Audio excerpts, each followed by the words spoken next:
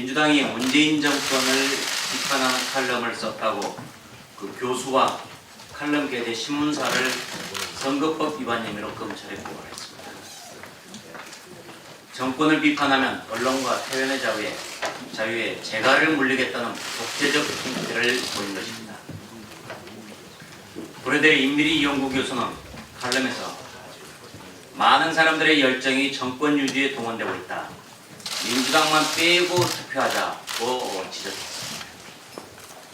그러자 민주당은 즉각 고발하는 것입니다. 이름에만 민주가 들어있지 행태는 반민주적인 민주당입니다. 이에 당사자인 임 교수는 고발 사실을 밝히면서 민주당 당선 운동은 되고 낙선 운동은 안 된다는 것이냐 라며 민주당의 완패를 바란다고 꼬집었습니다. 파문이 커지고 비판 여론이 빈행해지자 민주당 고위인사는 고발을 취소하는 게 좋겠다고 했지만 물은 이미 엎질러졌습니다. 이뿐만이 아닙니다.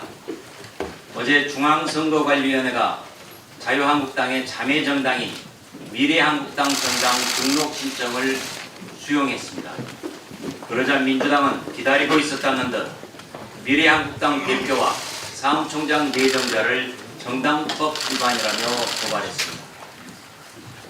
민주당의 이런 행태는 정당 결성의 자유를 침해하는 명백한 반헌법적 행태입니다.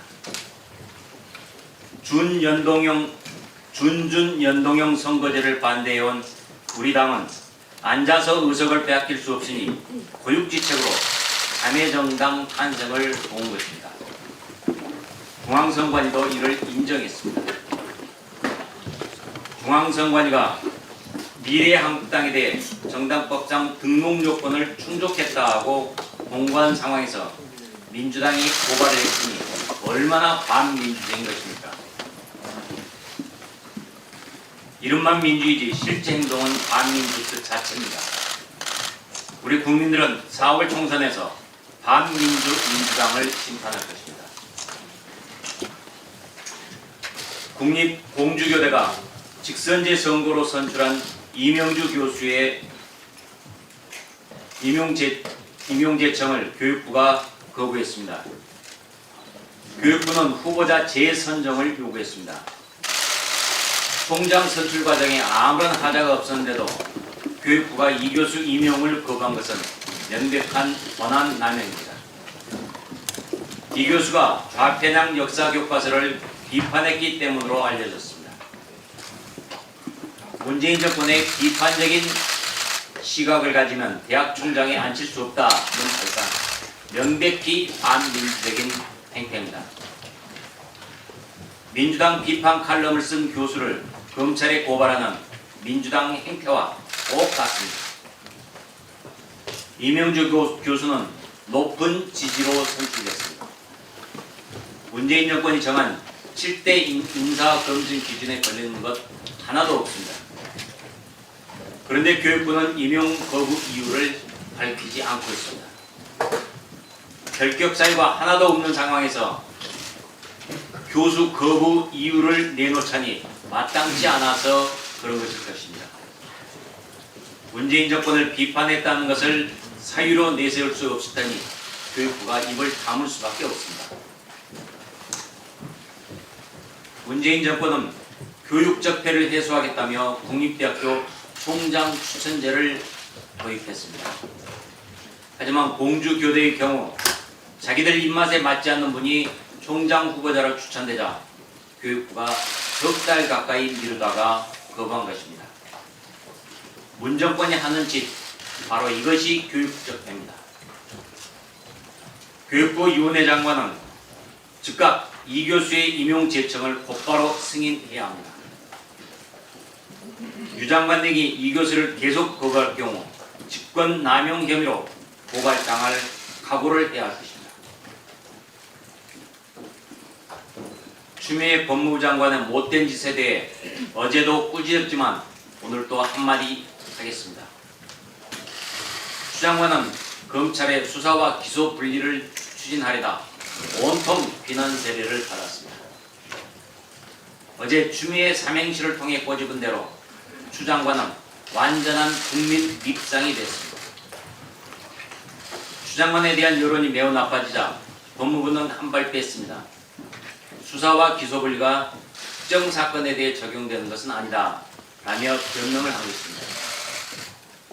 꼼수를 쓰려다 들키니 또 꼼수를 쓰며 얼버무리는 것입니다. 문재인 정권의 이런 행태는 한두 번이 아닙니다. 국민들은 이제 정권의 못된 버릇을 꿰뚫고 있습니다. 추 장관이 어떤 사람인지 국민들이 다 알고 있습니다. 문재인 대통령한테 충고합니다. 추 장관을 당장 경질하십시오. 국민 밉상 추미애 장관을 끌어안고 계속 가는 것은 대통령 자신에게도 해로운 일이 될 것입니다. 권력자한테 국민 미움을 사지 말라고 한 마키아벨리의 교훈은 여전히 유효합니다. 선거구 획정 관련해서 말씀드리겠습니다. 민주당은 현재 선거구 획정까지 근본 없는 짬짬이로 밀어붙일 기세로 나서고 있습니다. 지난 11일 교섭단체 원내대표 간 합의에 따라 국회의원 선거구 획정 논의가 시작되고 있습니다. 현재 행정안전위원회 간사 간 협의로 진행되고 있으며 우리 당은 선거구 획정의 원칙을 이미 밝힌 바 있습니다. 첫째는 국민의 혼란을 최소한으로 하는 수준으로 선거구가 조정되어야 합니다. 둘째는 시도별 국회의원 정수 조정은 표의 등가성이 기준이 되어야 합니다. 그리고 셋째, 선거구 획정에 당리당략 또는 오로지 공수처법 또는 공직선거법 개정안을 처리하기 위한 정치적 뒷거래의 부산물을 지금 끌고 와서 다시 선거구 획정으로 나눠먹는 이러한 시도는 절대로 용납되어서는 안 된다는 것을 이미 천명한 바 있습니다. 우리 당은 이 세 가지 원칙을 기준으로 협의에 임하고 있으나 민주당은 무조건 특정 의원 지역구를 인구수 상하한선의 기준이 되어야 한다고 주장하고 있습니다. 불법적인 4+1 협의체의 야합, 괴물선거법에 이은 괴물선거구 획정까지 획책하고 있는 것입니다. 지난번 선거법 개정 과정은 불법 4+1 협의체에 밥그릇 나눠먹기 그 이상도 이하도 아니었습니다. 특히 민주당은 공수처법 통과의 떡밥으로 정의당에게는 비례대표 의석수를 그리고 나머지 호남정당인 민주평화당, 대한신당 등에게는 호남 의석수 보장을 약속했다는 것이 공공연한 사실이었습니다. 호남 의석수 보장 방법으로 처음에는 작년 12월 10일자 발표된 여러가지 언론 보도와 그 내용에 보면 처음에는 인구수 기준을 최근 3년간 평균 인구로 하겠다 이런 말도 안 되는 합의안을 내놓았다가 이것이 예의치 않자 다시 12월 23일 날에는 협상 주체인 유성엽 의원 지역구를 보전하기 위해서 수단과 방법을 가리지 않는 방식으로 선거구 획정안을 만들어서 공표하기까지 했습니다. 민주당이 주장하는 요구안은 결국 국민을 무시한 오로지 당리당략에 의한 의결 부당 거래의 대가라고 볼 수밖에 없습니다. 만약 불법 4+1 협의체 요구대로 선거구 획정이 이루어질 경우 40개가 넘는 선거구가 조정 대상이 되고 오로지 유성엽 의원만 좋은 선거구 획정안을 만들 수밖에 없습니다. 출마 후보와 국민 모두를 혼란에 빠뜨리는 불법 4+1 협의체의 이기적 형태 절대로 용납될 수 없을 것입니다. 더군다나 4+1 협의체에서 만들어낸 김제부안 기준 선거구는 결국 호남 의석을 증설하고 수도권과 영남 의석을 줄이겠다는 그런 웃지 못할 발상을 내놓고 있는 것입니다. 자유한국당은 국민의 혼란을 최소화하고 표의 등가성을 확보하며 당리당략, 지역주의를 일체 배제한 선거구 획정에 최선을 다할 것입니다. 또한 민주당은 선거구 획정을 공수처법 농공행상의 도구로 악용한 지금까지의 시도를 절대로 용납되지 않을 것이라는 점을 알아주기를 바랍니다. 법원의 판결에 대해서 말씀드리겠습니다. 어제 하루 동안 유의미한 판결들이 많이 나왔습니다. 서울중앙지법 형사합의 23부는 공무상 비밀 누설 등의 혐의로 이른바 사법권 남용의 혐의로 기소된 판사 3명에 대해서 모두 무죄 판결을 선고했습니다.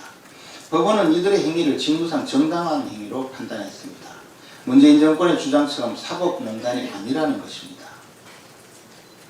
사법농단이라며 판사들을 망신주고 정권의 앞잡이, 정권의 충견, 정권의 죽음 노릇을 하는 검사들은 스스로 부끄러워해야 합니다. 그들은 헛된 공명심과 출세욕에 사로잡혀서 판례와 교과서의 기본 이론도 무시하고 허위 공문서에 가까운 공소장을 작성해서 법원으로 넘겼습니다. 이런 검사들은 축출해야 합니다. 오로지 정권의 앞잡이, 정권의 죽음 노릇을 한 검사들, 그리고 무죄 판결이 되면 법원과 검찰의 견해 차이라느니 법원이 무리한 판결을 한다느니 이런 오만방자한 검사들은 빨리 축출해야 합니다. 보복의 칼춤을 적폐청산으로 명명한 이 정권도 마찬가지입니다. 정권의 오만이 바로 사법권 남용이자 사법농단임을 입증하는 판결입니다. 두 번째로 대법원은 전 정권의 보수단체 지원 일명 화이트리스트가 강요죄에 성립되지 않는다는 취지의 판결을 선고했습니다. 이것도 마찬가지입니다. 모든 내용으로 오로지 법조문에 이름만 있으면 몽땅 없는 죄도 뒤집어 씌워서 전 정권에 대한 보복에 치중했던 이 정권의 오만방자함이 사법권에 의해서 드러난 것입니다. 문재인 정권을 향한 충성 경쟁 그리고 그로 인한 무리한 보복 수사가 수많은 사법권 남용 피해자를 양산했습니다.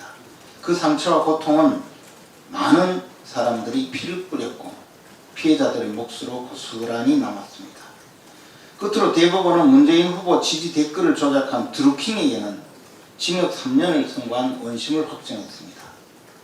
문재인 옹호 댓글의 공감수, 비판 댓글의 비공감수를 조작한 혐의를 인정한 것입니다. 이와 관련해 드루킹이 관련 댓글 중 8,800만 건 상당은 김경수 경남도지사와 공모했다는 혐의로 2심 재판이 진행 중입니다. 이미 1심 재판부는 김경수 경남지사와 드루킹을 공동정범으로 판단하고 피고인 김경수 지사에게 컴퓨터 등 장애 업무 방해 혐의로 징역 2년, 공직선거법 위반 혐의로 징역 10개월의 집행유예 2년을 선고했습니다. 사법당국은 김 지사의 2심 선고를 차일피일 미루더니 최근에는 법원의 인사개편으로 판사를 정근시켜버렸습니다. 정권의 사법부 장악 효과인지 어떤 것인지는 앞으로 밝혀질 것입니다. 재판에 정신 팔린 도지사의 도전 공백에 따른 경남도민의 피해는 차치하고 빠른 판결로 정의를 바로 세워주시기 바랍니다. 도민의 생활 안정이 무엇보다 급선무라고 생각합니다. 위원회가 어제 미래한국당의 등록 신청을 수리했습니다. 이로써 법적으로 아무런 문제가 없이 미래한국당이 이제 창당을 하게 되었습니다. 그런데 민주당은 국민 의사를 왜곡해 자유로운 정당 선거를 방해했다면서 어제 미래한국당 대표와 관계자를 고발했다고 합니다. 중앙선관위가 허가한 적법한 정당 창당 행위를 검찰에 고발한 더불어민주당은 이성을 잃은 것은 아닌지 묻고 싶습니다. 참으로 어이가 없고 적반하장입니다.